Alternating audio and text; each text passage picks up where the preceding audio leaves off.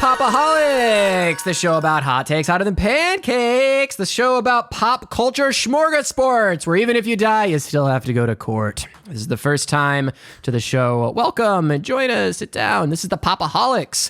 My name is Christian Katie. I am the host. I'm the most important person on this show. Don't let anybody tell you otherwise, but maybe not for this episode. We'll get into it. I'm joined always by some other dudes.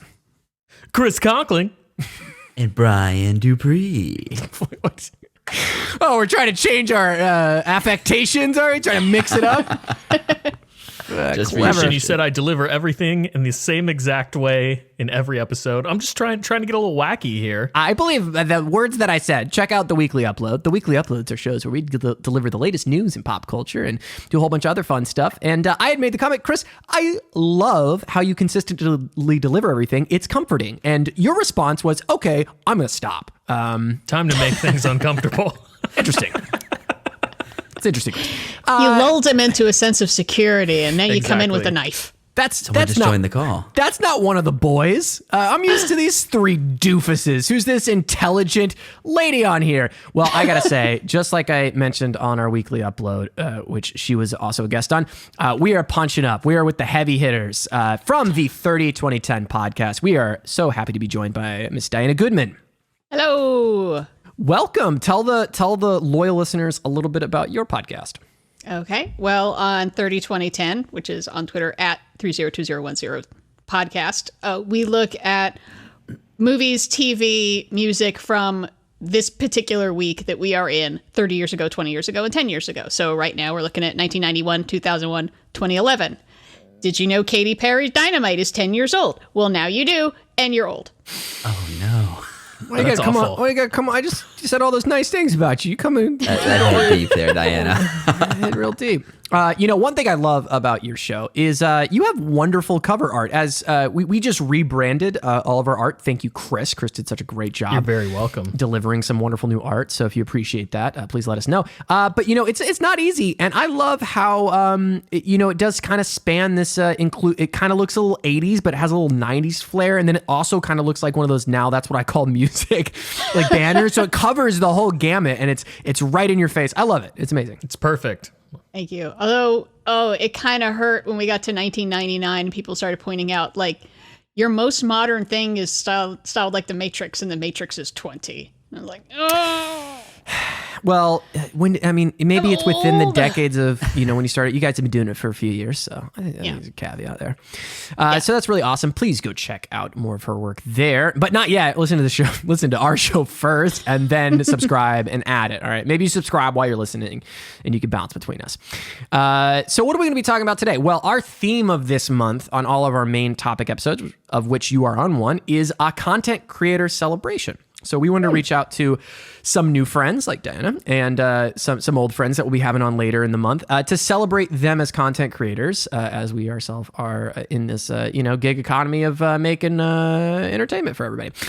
I didn't even know I was nominated. Yes, you're the winner. Aww. You won. Congratulations. I've been watching a lot of Billy Eichner. It's like we go to sleep. Every time I was like, here's $100. It's like, you're from Brooklyn. Wow. What a silly bitch that man is. Anyway, moving on. So we're doing Content Creator Month, and we had asked all the people that are going to be on, what's your favorite thing? And you'll see how this month plays out. It's awesome how it all aligned with our show. I'm very excited for this episode and the upcoming episodes. And you had said Silence of the Lambs, and we said nope. Rejected. We will not do that. Well, part of that was anytime I go on to any other podcast, like I try to bring something like that's about to turn 30 or about to turn 20, because that's what I've been researching. That's what I've been talking about. And this is hitting pretty much at the 30th anniversary of Silence of the Lambs, because Happy Valentine's Day! Someone's going to get their face ripped off. And also, it really is one of my favorite movies because I think it's freaking flawless. And so I listened to your episode about it, and you covered everything I was going to cover, mostly just hammering the feminism, because I feel like that gets left out of the conversation of like, this is how you do a female protagonist. She's so good. The second, I forget who it was, but someone pointed out one of the opening shots where she gets into an elevator and all the men are much bigger than her. And Incredible. It's like, Oh, it's brilliant. No, it's a yes. brilliant film. And I think I was, it was actually my first time seeing it, which I believe I mentioned. And it, when you watch a film that's always like critically acclaimed, you're like, there's no way it's going to live up to the hype. There's no way. Because I was like, Silence of the Lambs, it's a classic, whatever, fine. It's going to be like a good 90s movie, whatever. And then you watch it and you're like, oh, this is like a master class in filmmaking. Yes. I'm a big old doofus. I currently say that to myself frequently. Yeah, that's one of those things because like I'm a big classic film nerd, and there's so many people like I don't like things that are in black and white, and I used to be like, oh, you're an uncultured swine, and now I'm like, why are you denying yourself this wonderfulness? So much great stuff. Absolutely. Like, why would you say no to a good time? What's wrong with you? Yeah, why would you say no to a good time? So if you want to check out our thoughts on Silence of the Lambs and the film that Diana would much rather be covering, the one that she chose, secondarily, that was for our female. We were trying, this is last year. What It we were was trying to do. supposed to surround Wonder Woman 1984 and Black Widow coming out. Yeah. That didn't pan out, but it was a great month, and we covered a lot of great female protagonists. I think a lot of great examples. We ended up highlighting Harley Quinn, right? Which was also good. I think Harley Quinn was better than Wonder Woman, so I think we won. Yeah. Listen, everything happens for a Birds reason. of Prey was great.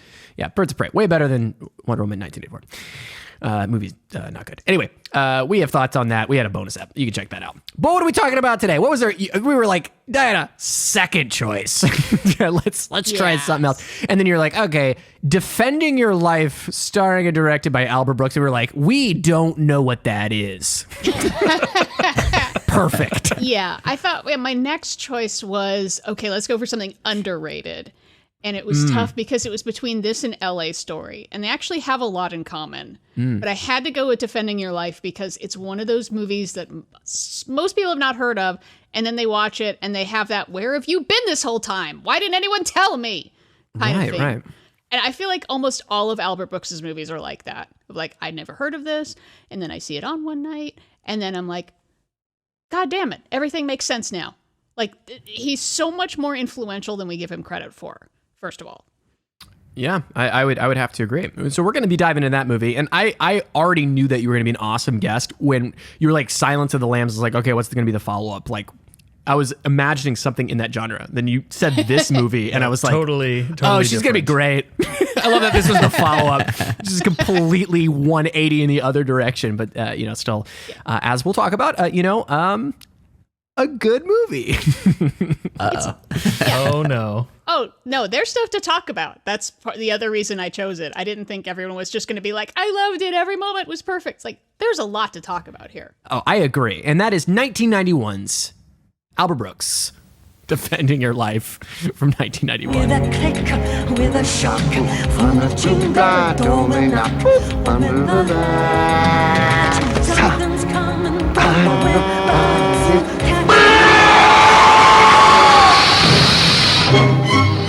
From the beginning of motion picture history, Hollywood has tried to show you what the afterlife is really like. Good afternoon and welcome to Judgment City. You have any idea what's going on? No? Well, in a nutshell, you're here to defend your life, and I'm going to help you. Defend my life? Finally, wow, the first true story of what happens after you die. Where am I? Is this heaven? No, it isn't heaven. Is it hell? Actually, there is no hell. Although I hear Los Angeles is getting pretty close.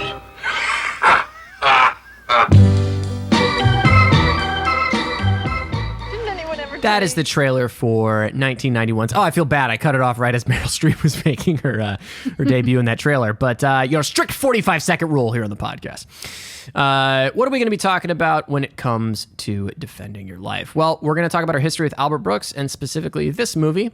We're going to do kind of a non-spoiler discussion. Usually for the older movies, we go right into spoilers, but two reasons why we don't want to do that is because I don't believe a lot of people have seen this film, especially our audience. So I do want to kind of give it an impression that isn't spoilerific. I also made this a new spoiler bumper, so I got to throw it in there at some point. So we're gonna premiere that tonight, and then go into a spoiler discussion of impressions and compare it with kind of other pop culture afterlife scenes of the afterlife, and maybe dive into more as we talk. So 1991's Defending Your Life, directed, written, and starring Albert Brooks. Score by Michael Gore with a budget of, as Roger Ebert put it, more than $20 million. Brian dug up that that fact. It grossed $16.4 million, and it stars Albert Brooks, Meryl Streep, Rip Torn, Lee Grant, Buck Henry, and George D. Wallace. So let's start. Diana, what is your history with Albert Brooks? Obviously, you're much more familiar than we are with his work. What's your history with him and specifically this movie? Well, he's one of those people that just sort of stumbled into, and then the more you learn about him, the more fascinating it gets. Like, he has had an amazing life. First of all, he's born Albert Einstein. And from that, you can tell his dad was a comedian who literally died on stage. Wow. I think it was at a roast of Lucy and Desi, and he did a set, sat down, and died. And that's crazy. And yet both his sons went into comedy, Albert and David, who's also known as Super Dave Osborne. That's Albert Brooks' brother. And oh man, if you have never dug up any of those Super Dave or just seen him on like Arrested Development, I think Dave Einstein was hilarious. But anyway, Albert Brooks grew up where Rob Reiner was one of his best friends in high school. Spent a lot of time with Carl Reiner. And you could see that as an influence. I think I first noticed him probably in broadcast news. Because I was a wee kid who watched adult movies. And I was like, that guy's so funny and cool. And then I started digging into him. So, I mean, he's got a bunch of movies that are all, well, I would go 80% bizarre and hilarious. I think the first one I saw was Lost in America, which is kind of it's again a romantic comedy, but it's also sort of like a boomer horror story. Modern Romance, which is kind of like Annie Hall, but without that nervous Jewish fella, with a different nervous Jewish fella. Right. And then that's working backwards, and I got to Real Life, which is about reality television 30 years before reality television, and is also freaking hilarious. And then, of course, I think most people probably know him as a voice from The Simpsons or Finding Nemo. Frankly, they probably know him more as a voice actor. And, I mean, come on, Hank Scorpio is like the greatest character of all time. We're done here. I'm leaving. Bye. Mike's dropped. Yeah, so he's just one of those, I mean, mostly writer, director, comedy-focused guys that he's never really moved into doing anything serious. He's done some serious acting roles, like Drive definitely comes to mind. I thought he's fantastic in it. And one of my favorite movies of all time, Out of Sight, where it's a comedy and drama performance. But I don't know. I think just he's sort of looked at as more of a character actor type guy, and people don't get into his actual films that he's made.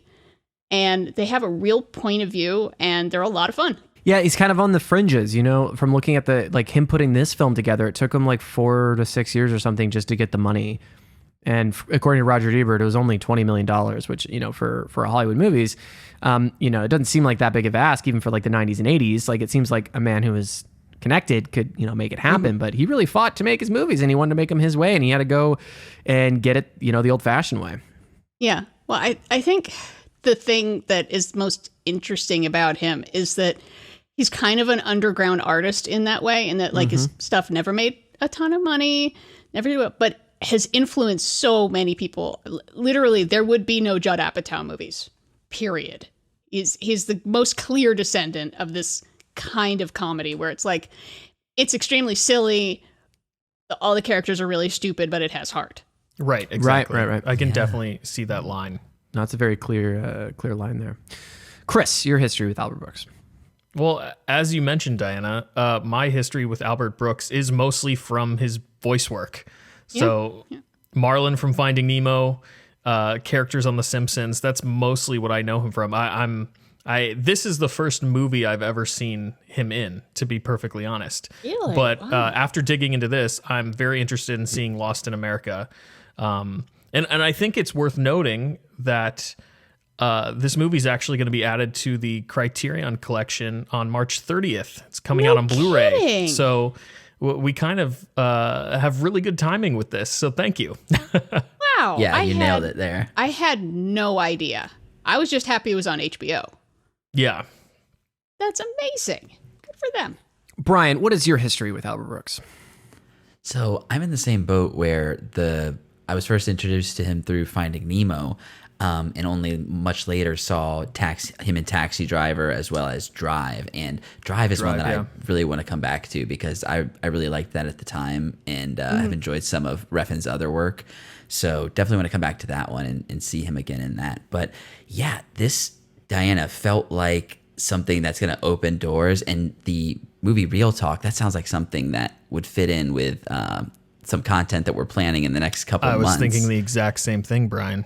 Yeah, because we're going to be covering WandaVision, and I'm definitely going to be watching that before we talk about WandaVision at a minimum. So yeah, this kind of feels like a nice rabbit hole that I have so much content to consume now, and yeah, I'm happy to see what all Albert Brooks has done, and I didn't ever realize how influential he was either.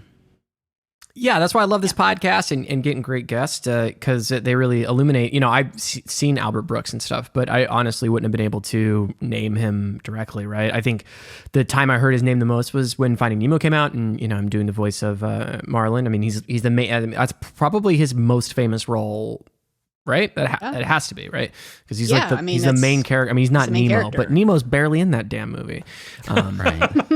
You know, and I think that's because they have to find him. Exactly. Yeah, but I think that's a good allegory for like Albert Brooks's career, you know? He's the star of a movie. You have to find him. You have to find him, but he's like a very important person. But the whole movie, all anybody remembers is Nemo, and Nemo's not even in the fucking movie, barely. You know, poor Albert Brooks.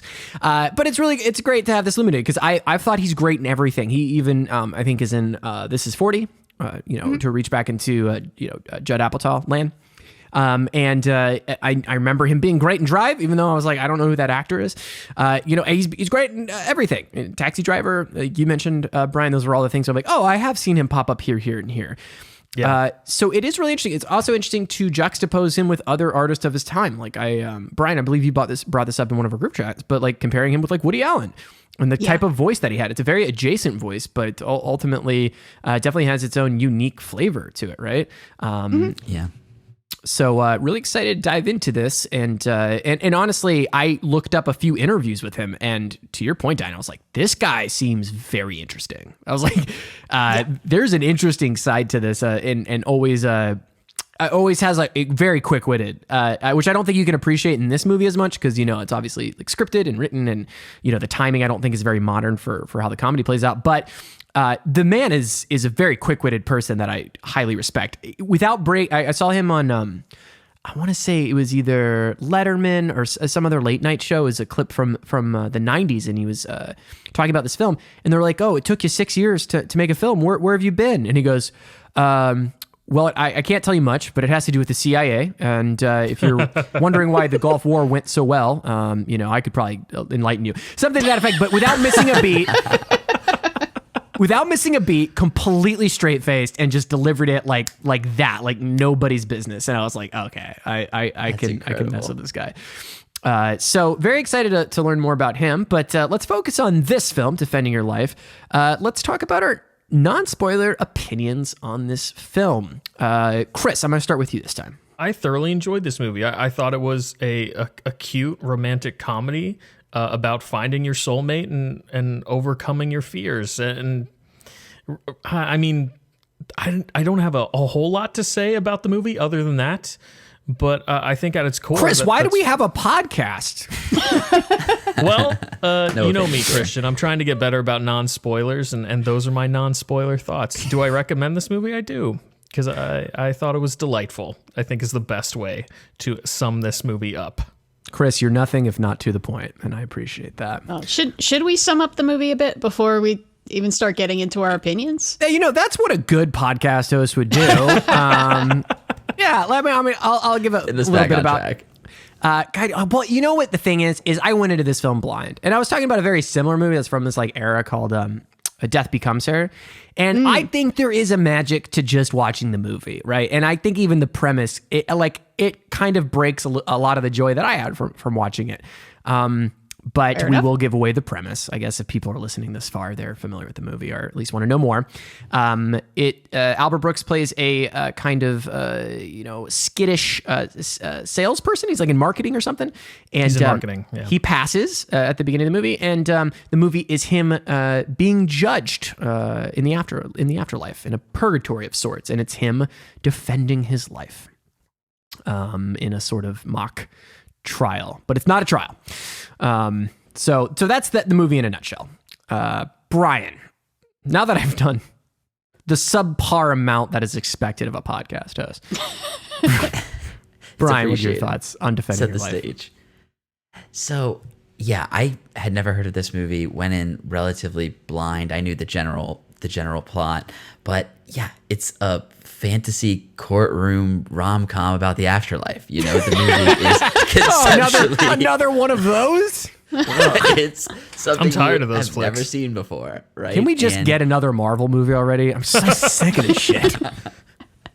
And I was immediately biased because this movie was a revelation about how just drop dead gorgeous and adorable Meryl Streep is.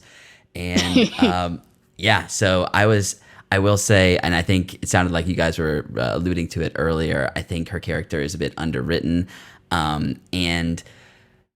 But I don't know. I think it's so funny, and they have enough good moments between her and Albert Brooks that I'm sold on it by the end. And I think what the movie's trying to do, without getting into spoiler territory, I like it thematically. But yeah, I think there's maybe a bit more that could have been done on her side of the aisle writing wise.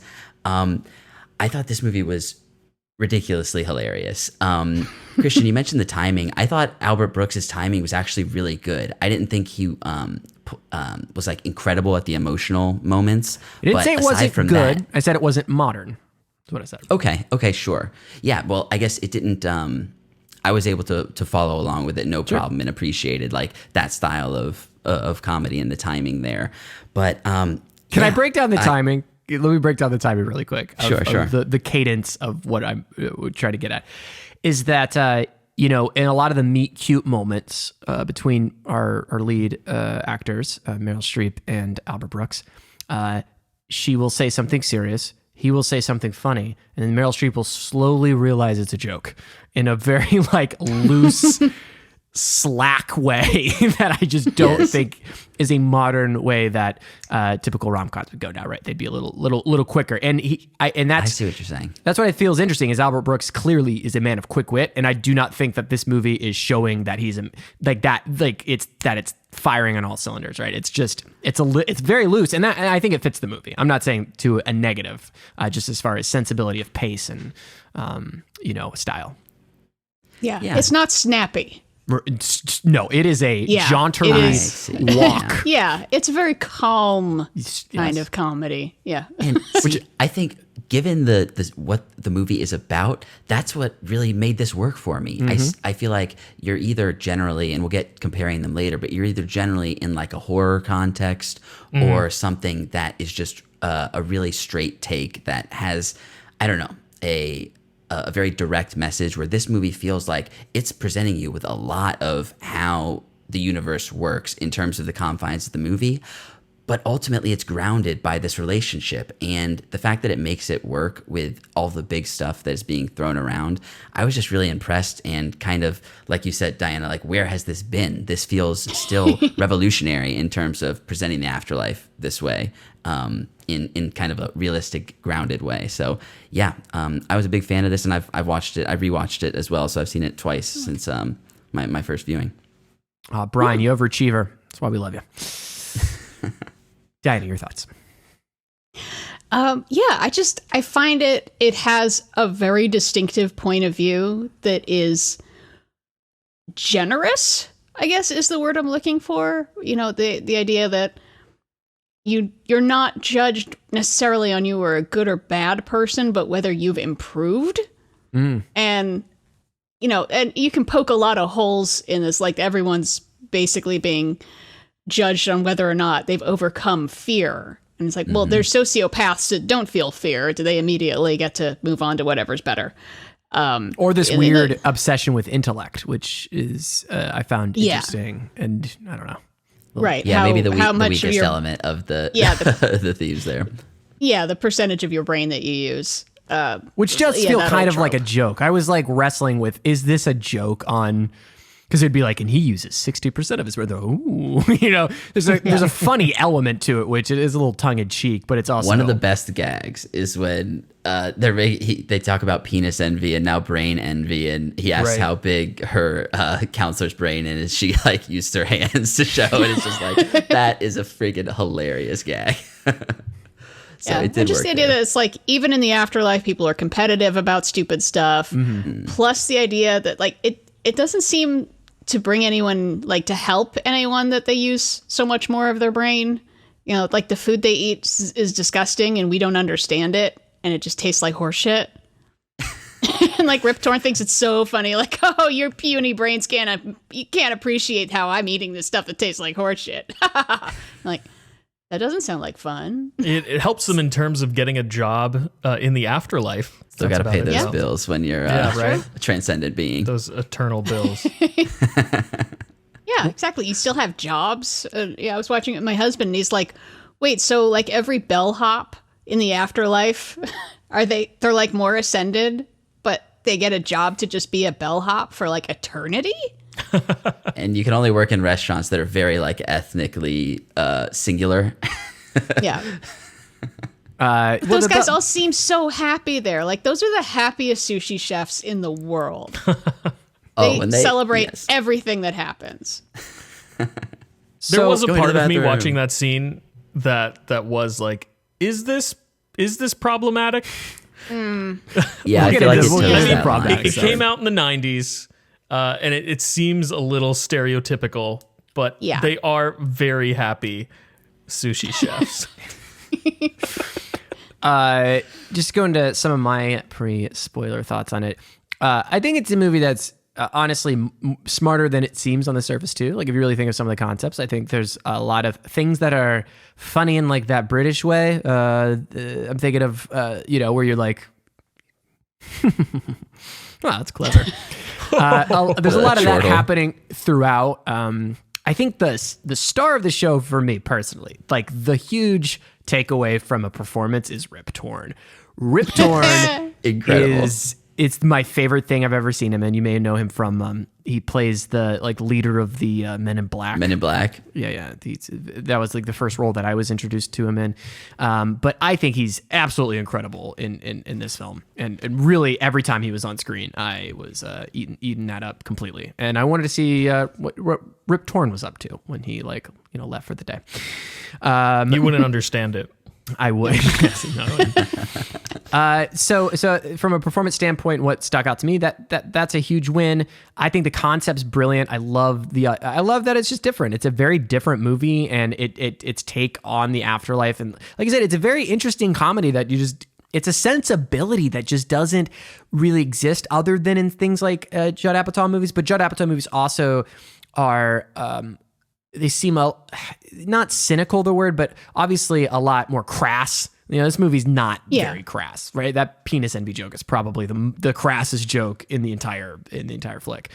There's like a sense of like I like that they don't focus on punishment, and it is kind of a joke, like the lacking of like this very kind of hopeful almost in a way, or just I don't know. It's devoid of cynicism, which I think is really special, and I definitely think we could use more of that. I think we're overdue for a cleansing of cynicism in our culture, for sure. So definitely a breath of fresh air. So the pacing and the whole purpose, it is a breath of fresh air. I think in films that I'm definitely I'm interested in more of Albert Brooks' work, and I think this is a very unique voice for sure. What I really appreciate about the movie is how Buddhist it actually is. Which I was very surprised by. I didn't expect that version of the afterlife to be in this film, but the concepts behind how Judgment City works, being judged on your fears, as Diana mentioned, have you learned anything from your past lives? Having past lives, even as a concept, was surprising for this movie to me, because it is a very Buddhist concept, growing and learning from your past lives and getting reincarnated until finally you're able to become enlightened and become part of the universe. And that's essentially what the bureaucracy in Judgment City is trying to help these souls do, which was totally caught me off guard. I did not expect that type of view of the afterlife in this film. So happily surprised by it. So it'd been a while since I watched it, and I had forgotten that there is never a point where anyone says, like, no, I have to go back. This is all a mistake. Which is weird because I just watched Soul not too long ago. They actually have a lot in common in some themes, but not a lot. But yeah, they're just, no one's like, I mean, she says, Meryl Streep's character says, you know, like, I had kids and I miss them, but it's okay. And there's just something about the afterlife that there's the acceptance of death, which, that's really very like Buddhist. All right, so we're dancing around, but I'll go ahead and play our spoiler theme so we can go and be loose to talk about all the things happening. But we all recommend it for sure, I think. Definitely, it's a great breezy watch. It's a great Sunday afternoon movie, I would say. Is kind of the perfect time, or at least that moment, that feeling of Sunday afternoon. You know, maybe you're playing hooky from work. Church of Albert Brooks. I watched it with my girlfriend, and we both enjoyed it. It was about 80% through the movie where she looked at me and said, "I think I've seen this movie," and I just never know how to even interpret how we are 80% through a movie before. Oh yeah, I think I've seen this one. Okay, all right. Maybe it was in a past life. She could ask Shirley MacLaine about it. Yeah, that's what I was. There you go. That's what I was. One of the best gags. That's such a good cameo gag, and I don't know if it reads anymore because I don't think people associate Shirley MacLaine and like her beliefs about her past lives was like a thing she would talk about in the 80s. I figured that was a reference, but I did not get it. Like that reference doesn't land anymore, but yeah, that's the joke. Hey, that's a reminder for when you're making like a film. Like anytime you have referential humor, you're just like, this is a date. This is a date I'm putting on this, and at some point, this will no longer make any sense or be worthwhile to the viewer's time. All right, let's go. Spoilers ablazing, starting now.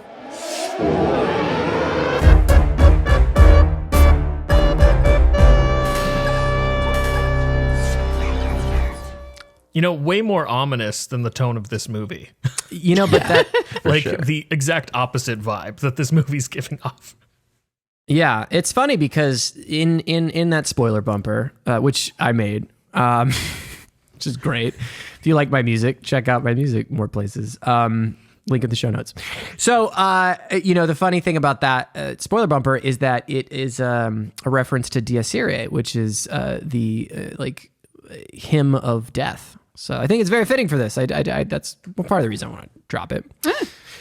But yeah, I feel like we already really spoiled the whole movie. So I'm not sure that it's going to have any merits. But the whole theme of it is that Judgment City is a place where you must defend, and you're actually looking to gain, to prove that you've gained an understanding and make it into the next round, into working for Judgment City, I guess. The ultimate achievement of this. Don't know. I believe they phrase it as joining the universe.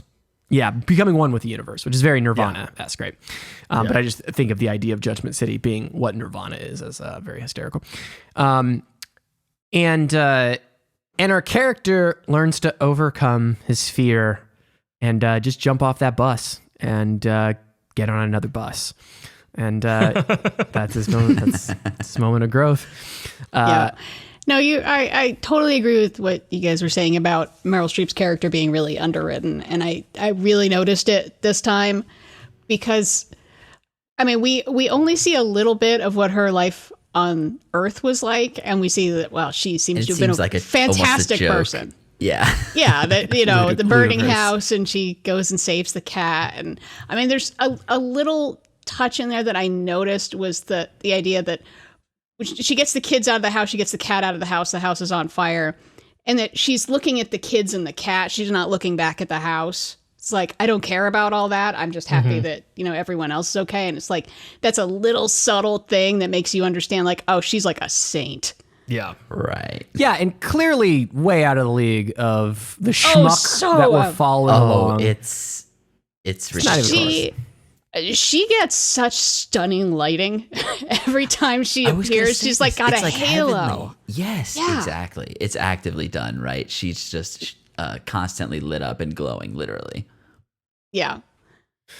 I mean, I guess my big complaint about her is that, like, I love the idea that the afterlife looks very familiar to you. That's like, this looks like Los Angeles. Mm-hmm. So you're not nervous. Like, this is comfortable to you. You can eat whatever you want and everything is the best tasting thing you've ever had.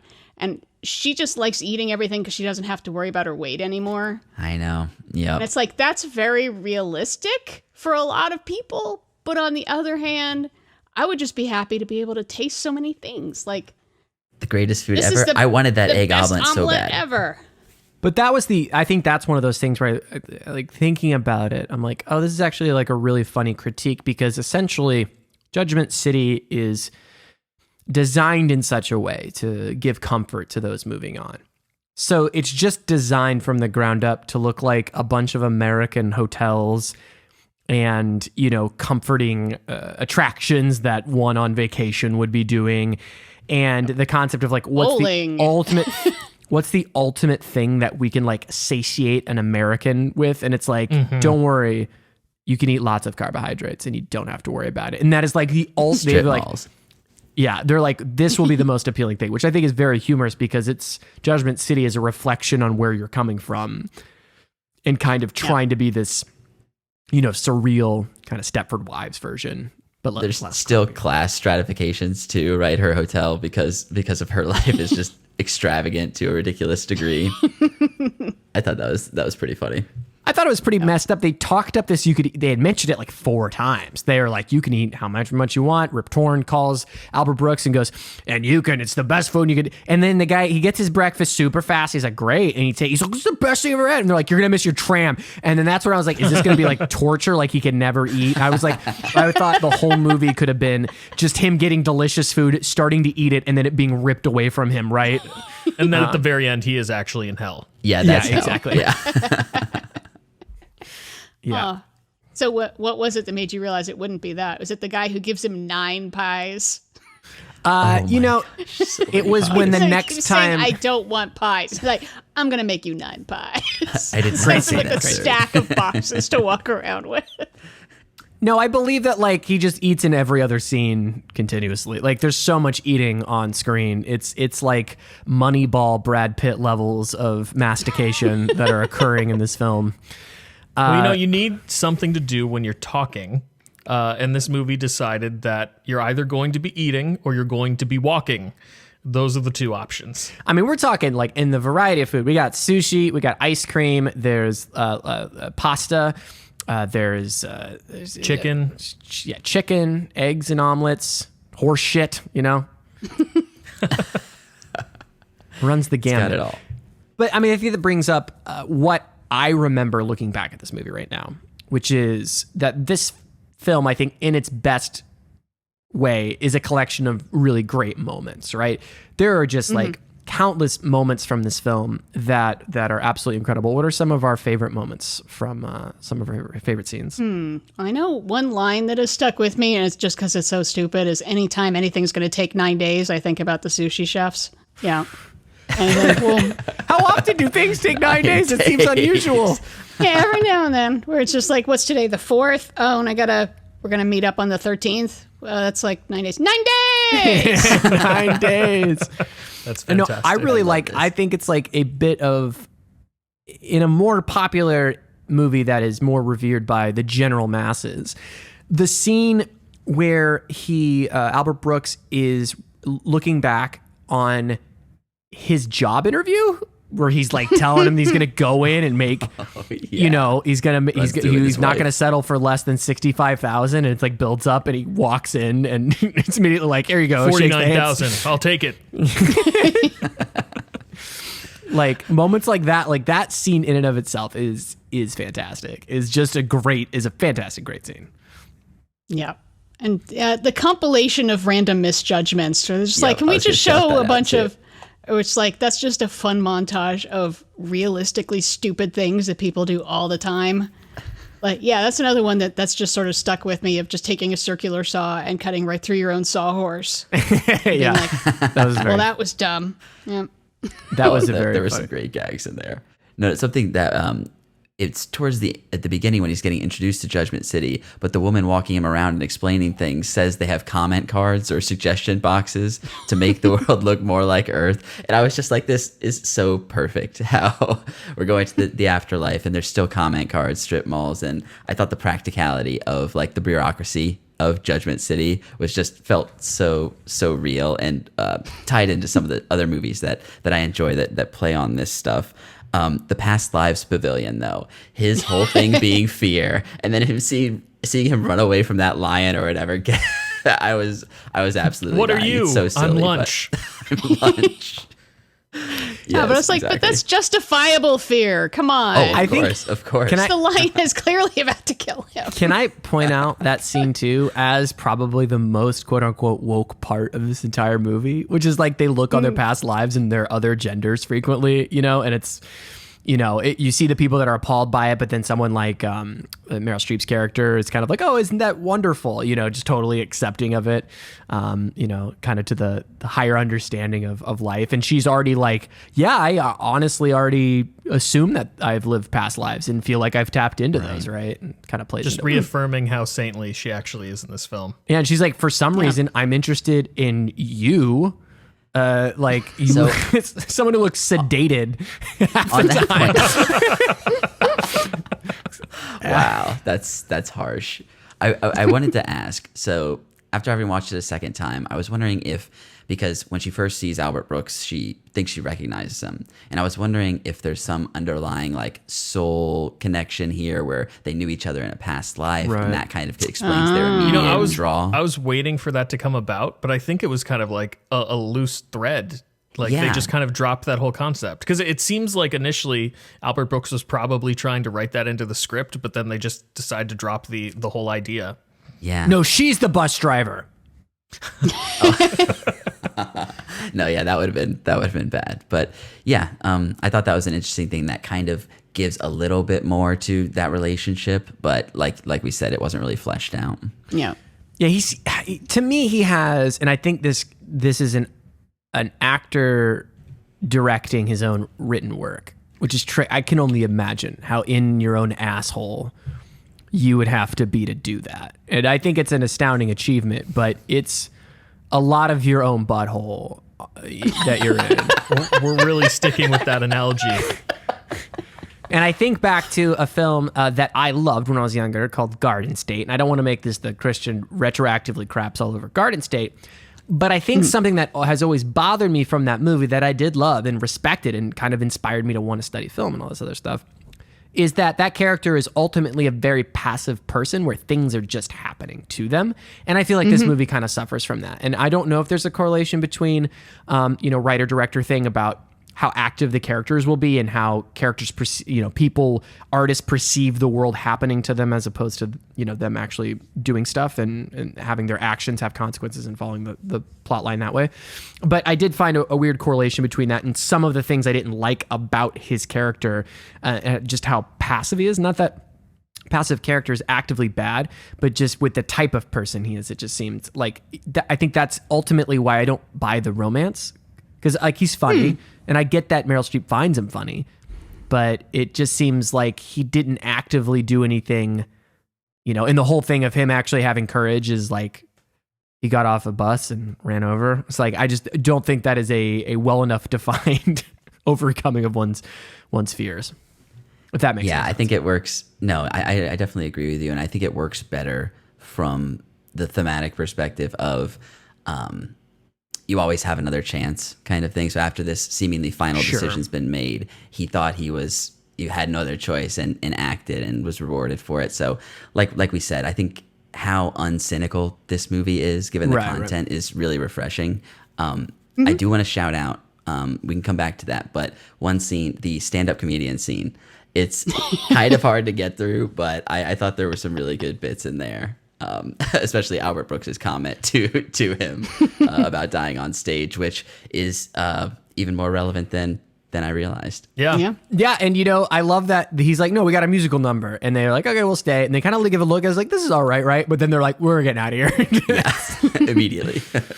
Going back to the bus thing again, the overwhelming thing of overcoming his fears is jumping on Meryl Streep's bus. It's like if I was on a bus and Meryl Streep was on the other bus, I'd jump out of a moving bus and go jump into it.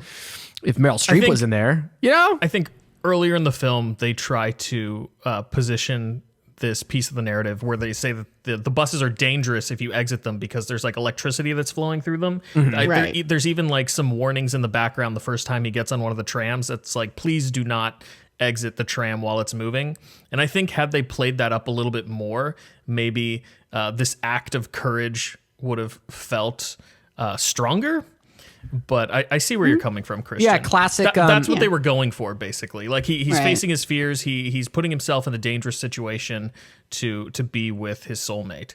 Yeah, but what's the Yeah. that's they don't show the they don't hint at the danger enough, because That's what what I'm is saying. I think, and that's It's part of the literally movie's just charm. like a voiceover that someone announces, and you Yes, could miss it if you blinked. Also, what are the consequences to getting hurt in purgatory? I don't know. It's like It's probably not great. That's a good point. Yeah. I imagine the electricity destroying your soul or something. Yeah, there's so many fun what ifs about the whole scenario of can you jump off a building just to try it? Because what's going to happen to you? Right. I don't know. I would probably do that if I was going to be okay afterwards.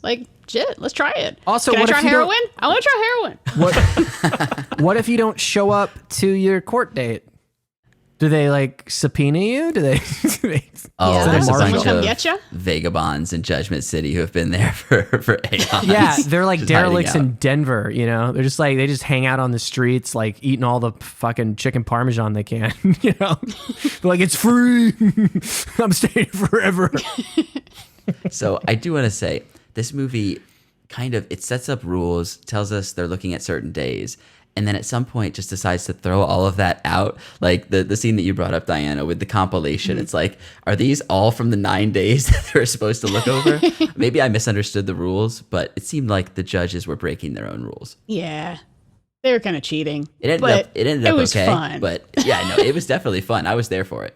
The rule of law, especially, and I thought, this added to the humor. I don't have an actual problem with it. I just think it's funny how quickly the legality or rule of law or anything is just disintegrated when he walks in on Meryl Streep's interview thing, because the judges are talking to the lawyers. They're all palling around. You're like, this seems pretty unlegit. This is a banana republic. Judgment City is a banana republic.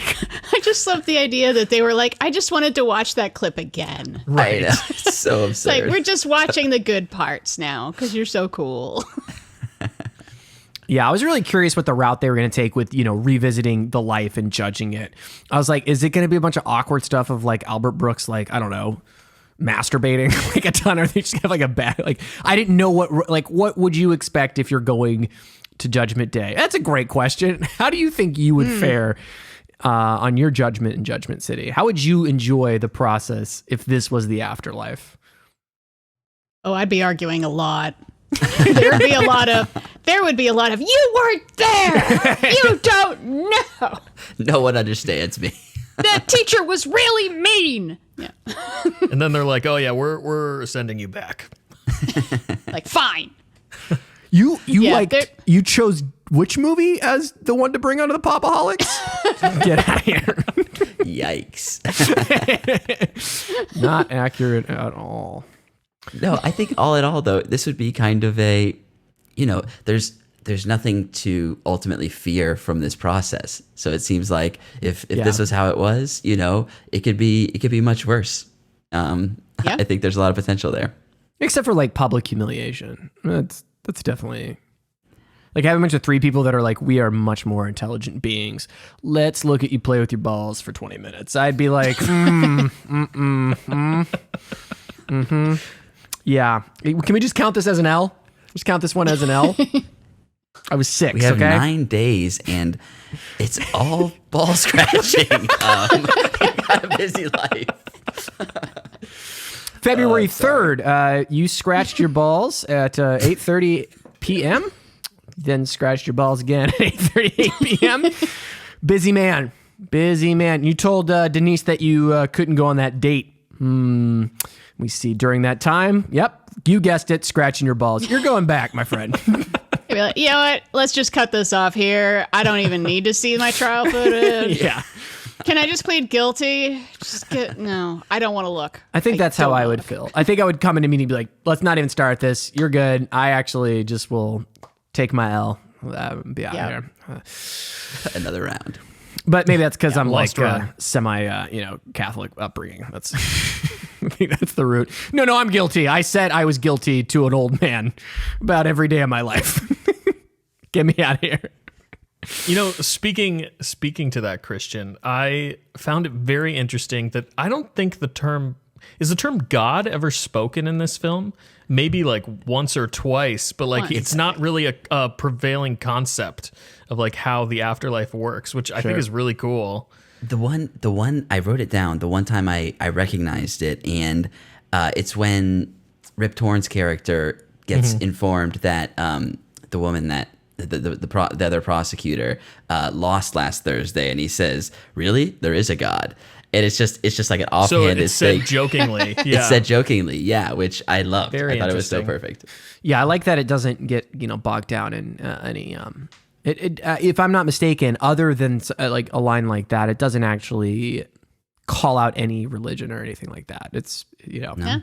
It's just I think it's great, and when you're dealing with the afterlife, you're dealing with. A lot of spirituality or people's belief systems and stuff. It's a tricky subject. I think it's handled very tactfully. It is very breezy, and I don't know. I'm not a particularly dogmatic religious person at the moment, so obviously it doesn't bother me. I'm curious to how like people that are very of like a belief structured system would take this movie. I'd be interested. Yeah, I think a lot of beliefs. The reincarnation is probably the bigger issue, right? But the idea of like, okay, you're being judged based on the stuff you did and what you believed, and based on that, you go to an okay place, a good place, a bad place, a great place. Yes, the reincarnation is probably going to be the big hitch for a lot of Judeo-Christians. Mm-hmm. For sure. Definitely.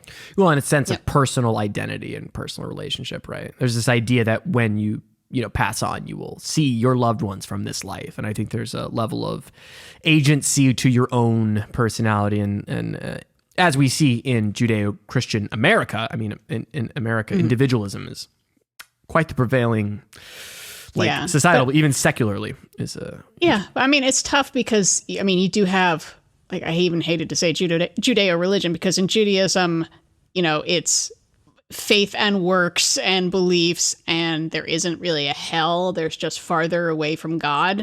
It's like that's the hell, but basically everyone's still in one plane of existence. And then Christianity, depending on whether we're talking like Lutheran or Catholic, you could have the deathbed atonement and go straight to heaven even though you were a murderer, or it's like the combination of faith and works, and there's math involved, and it's very confusing. Well, I'm Southern Baptist, and I believe the rule is like you can come to the good Lord Jesus Christ, and He will forgive all your sins, and eternal life awaits with you and your friends and loved ones, or you're gonna burn in hell for eternity. I was like, I don't think. Is there a choice? Doesn't seem like this is my choice here. You're like, column A, like door A or door B.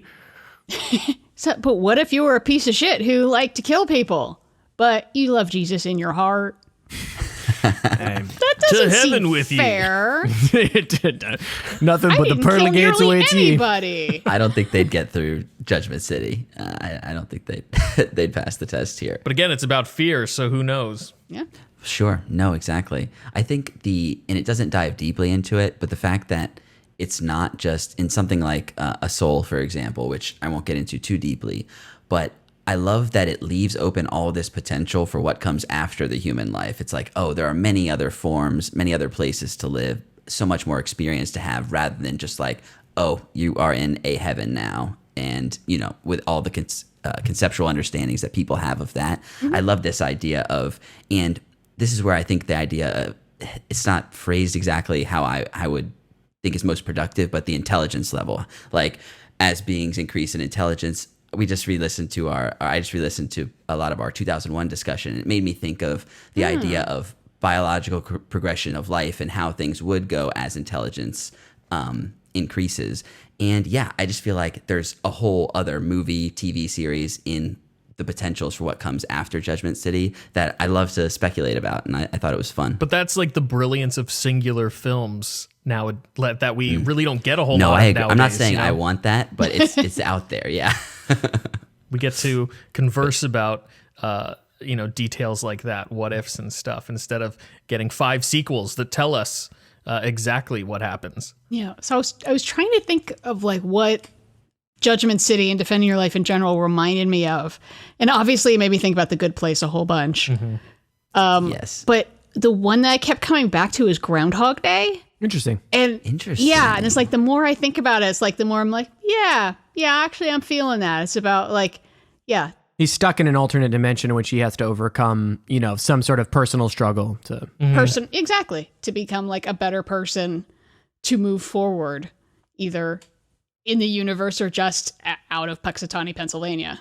See, we were big fans of the Hulu movie from last year, Palm Springs, as well, which is obviously ridiculously influenced by Groundhog Day. I haven't come back to Groundhog Day in a long time, though. I might have to revisit that now. Now's the time to do it, bro.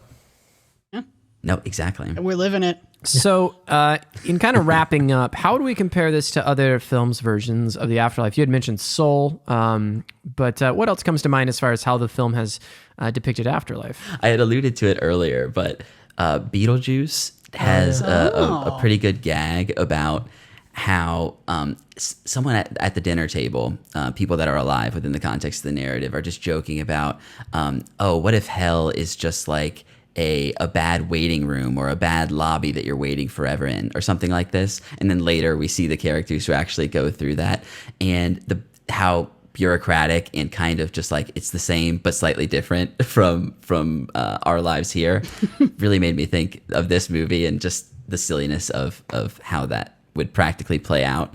I saw something, it's probably been almost a couple years now, but I was able to see a screening of Jigoku, which is a Japanese horror movie that, crazy story, it basically took down the production company that produced it. It was the last movie they ever made.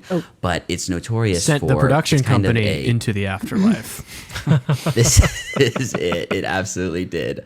It's kind of a complicated narrative that involves an accidental killing of a Yakuza and people being tracked down by them. There's a lot of stuff happening, but it's notorious for the last like 20 minutes where our characters are in a Buddhist interpretation of hell.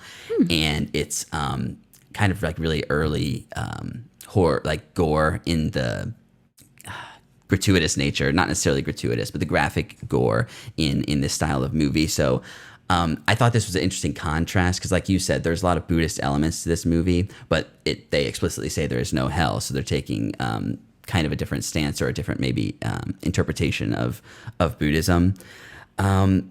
In The Good Life, yeah, Diana, you brought that up. I don't want to say too much about that show. There's kind of like a reveal at the end of season 1 that kind of changes what the show is, but that is very clearly influenced by this style and fleshes it out a lot more. Yeah, The Good Place also fixates on food a lot. Yeah, that do. seems What to is be it, like the frozen yogurt gag in the beginning. It's like there's a place where everything is frozen yogurt, and this frozen yogurt tastes like 100% cell phone battery. Oh, it really does. Then there's other times where it's like clam chowder. Where it's like there's a fountain with clam chowder and all the restaurants serve clam chowder for whatever reason. So, when I think of films about the afterlife, I think of the first thing that comes to mind is always the comical Western interpretation of like fiery hell, cloudy, white-robed gold gates of heaven, right? That's frequently put into films in either joking context or how people envision the afterlife, because that's kind of the mainstream Western idea of what awaits us. But as far as films go, I haven't seen Soul yet, but I would say as far as contextually into the reincarnation, I always think of Cloud Atlas, which is a movie that deals with different stages of life and something beyond that connects the different reincarnations of someone. So it's very similar to that because it is kind of a Buddhist idea of reincarnation. And then I was also thinking about Coco, which is a wonderful film. I love Coco quite a bit. And that has to do Yeah. with, obviously, the Mexican Day of the Dead and culturally what they view as the afterlife and the passing on of ancestors. And so I think it's more in the spirit of something like Coco, where Coco has an evil presence in it, right? There is a evil force, a darkness, where in this film it kind of just disregards like the word evil or something isn't even mentioned. So This film's very neutral. right, Yeah. like as if darkness doesn't exist, which is incredibly optimistic. Honestly, I think this is the best portrayal of the afterlife, or at least the most comforting portrayal of the afterlife that I've ever seen in cinema. Brian kind of mentioned it It's up there, right? at the top of the episode, but like most cinema kind of leans in one direction, whether it's kind of fantastic.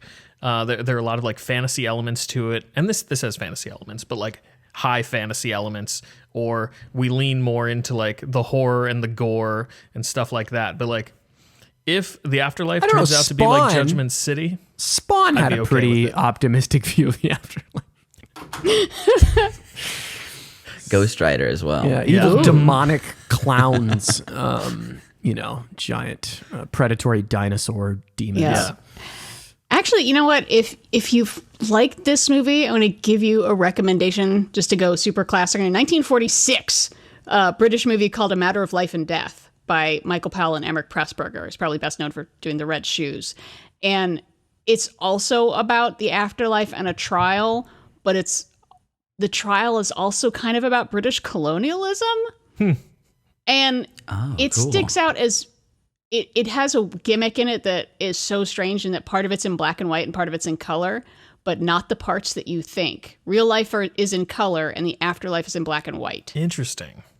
It's a really interesting film like with David Niven. So one other one that also is like kind of explicitly Buddhist is Enter the Void, which it's a very different movie. But in That's terms a mood of right there. That's a mood piece. You got to really be in for it to sit through that movie. Gaspar Noé it's definitely a vibe, but in the sense that it's someone who's now outside of their body and looking back on the world and not able to affect it. I think there's something kind of conceptually similar there that it made me think about, at least.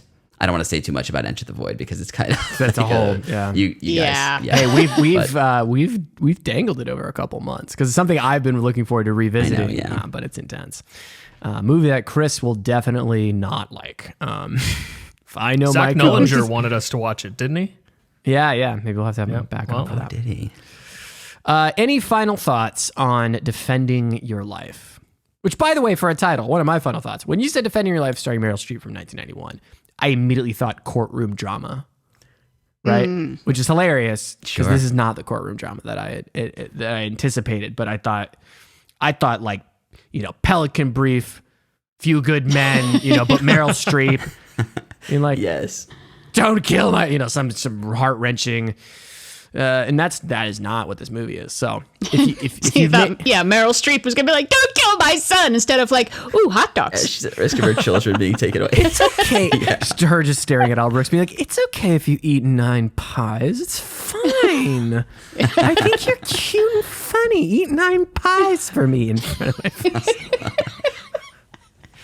When he's getting pissed off about her not being able to finish that long noodle, that might be my favorite moment from him. Just bite it, just bite it off. I do want to say I'm going to take a hardline stance here and say we got to bring these tupas into the world because I'm trying to rock a tupa. That looks super comfortable. I'm down for it.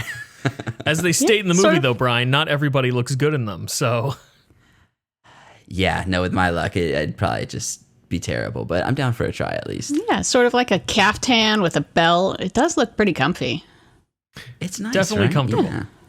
I even like the imagery. Speaking of like set design and way the film shot, I think there's actually a lot of really cool artistic shots. I love the opening credit montage when they're all being wheeled in and it's kind of like symmetrical.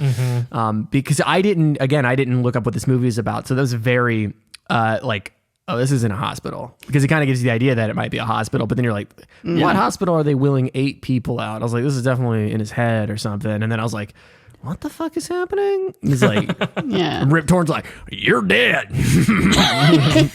All right, let's do it. So it's fun though that because you didn't know what this movie was going to be, you kind of missed the opening. Like one of the first jokes in the movie is the song that's playing in his car when then he gets hit by a bus, which The is Streisand song, right? which is a Barbra Streisand version of a song from West Side Story called "Something's Coming, Something's Good." Oh, Yeah, wow. that's the joke. Yeah. And he's like, Perfect. oh, and he's singing along like something's coming and it's going to be great. And I'm going to reach out and grab the moon and bam. Yeah. That's excellent. Also, final thought on, he's getting a BMW, and people, especially back, 10 years ago, and still to this day, obsessed with BMWs. And I think that's an ugly car. It's not a good look, not their finest, guys. Honestly, the first shot when he's in the lot, I didn't like it. When it did the shot straight on and showed him in it, I was like, okay, that car's kind of awesome looking from there. Yeah. But yeah, I had a similar thought. It's like it's not that great. That is an excellent gag, though, in the dealership where the guy shows him the one car, and then he's like, oh, no, that's not your car. This is your car. And he's like, well, don't start with that one car. Now my car looks like shit. And he just spent all this money on it. It's very funny. Yeah, but he got that CD player, which inevitably Yeah. killed him. But I mean, if he wouldn't have got that BMW and would have got hit by a bus, he wouldn't have met Meryl Streep. It's true. Who's like, she's like, I love how average you are. It's just so attractive. Yeah, it was written by Albert Brooks, so I mean. Yeah. It's true. Women do like a funny guy. What is there a term that we can coin for Meryl Streep? Because in Garden State, you describe, and Scott Pilgrim, you describe it as manic pixie dream girl. What's Meryl Streep in this movie? Is that I'm not even going to try. Stable, friendly angel lady. There you go. I love Oh my it. god, That's perfect. nailed it. Stable, friendly She's just angel really, lady. like, she's super solid. Like, I could borrow money from her. She wouldn't ask too many questions. Like, she's a shoulder to cry on. Yeah, she's You like the get dumped, earlier like- Americana manic pixie dream girl. Stable. Very stable, dependable woman, but caring. Yes. Hey. I think we nailed it. Yeah. Not bad qualities. That's I'll make it. it clear. Not bad qualities. It's maybe a little underwritten in the film. But if there's one thing, Chris, I know you. I'll be spending my money on a promising young woman first. Excellent. I'm glad season 3 has a soundbite of me. It's much better than the last one. So I'll take it. Dan, I know you have not deep dived into our collection, but we've had some dark points with the sound bites. Let's just say we covered Jojo Rabbit. Yep, we were talking about Oh, a God. particular Okay. scene in Jojo Rabbit, and I said something, and Christian captured it, and it lived on for about 4 months on the show. He just really Far appreciated. longer than it should have lived He on. just really appreciated Taika Waititi's performance, and fun use of that. Anyways, thank you no. so much, Diana, for visiting us today. Where can people find more of your good you. work on the internet? They can find more. Follow me at Twitter at LicinNerd, LeCinenerd, or follow my podcast, 30-20-10, which comes out every single week looking at the movies of 30 years ago, 20 years ago, and 10 years ago. So 1991, 2001, 2011. Bunch of good stuff coming up. Like I said, we probably just passed Silence of the Lambs, honestly, by the time you hear this.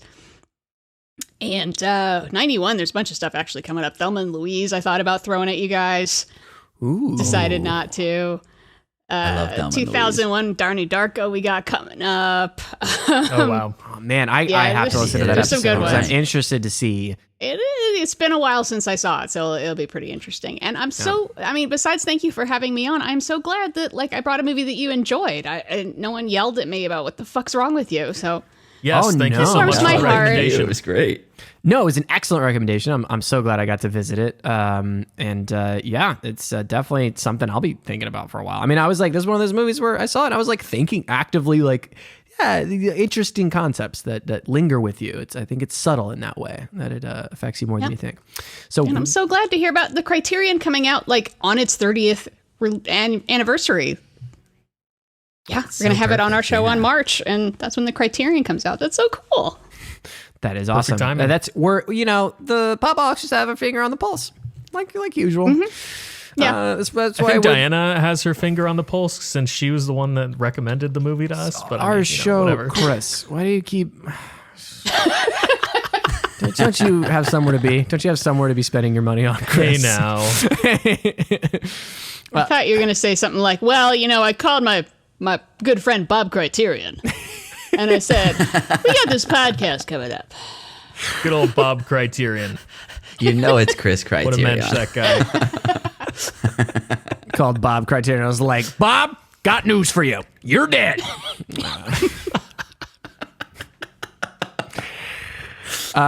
Boys, where can people find more of your work on the internet? You can find more of my ramblings, loyal listeners, at Chris Conkling on Twitter. And you can find me at True Pop-O-Holic. And you can find me at Christian Katie. Also, look for Midnight Satire on your favorite streaming service of choice, music streaming service. I do music. And look for incredible stuff on the way. I can very personally exciting attest. stuff. Oh, you guys are too kind. Yes, very excited to share that. But that will be later in the world. Chris, what are we going to be talking about next week? And who's going to be our guest? Well, Christian, next week we're going to have Bryson Bandy from the Year 2B podcast, and we're going to be talking about Them Crooked Vultures. We're going to be talking about an album, which is self-titled album, super group. Very excited to talk about that. I can already tell I'm going to be yelling at Chris quite a bit. Oh yeah, just based on the conversations we've already had. His about initial excited analysis of this, I was like, "You are so wrong." So we're gonna get into the mud. It's gonna be great. I love yelling at Chris. It's my favorite part of this show. I don't know why he stays in this abusive relationship. Don't say anything mean about John Paul Jones, okay? Can you leave him out of it? No promises. No one will be spared here. I tried. No one's safe. Well, that'll do it for this episode. Follow us on all the social medias, link in the show notes. Email us at popaholicscast@gmail.com. Rate us 5 stars if you enjoyed the show. Also, leave a 5-star rating for the 30-20-10 podcast. But if you leave a 5-star for us, we will read that aloud on the show if you should write something. So if you want to get a shout out here on the show, we mentioned that in our weekly uploads. Our weekly uploads are the place where you can find the latest news in pop culture. That'll do it for this episode. We'll see you next week on...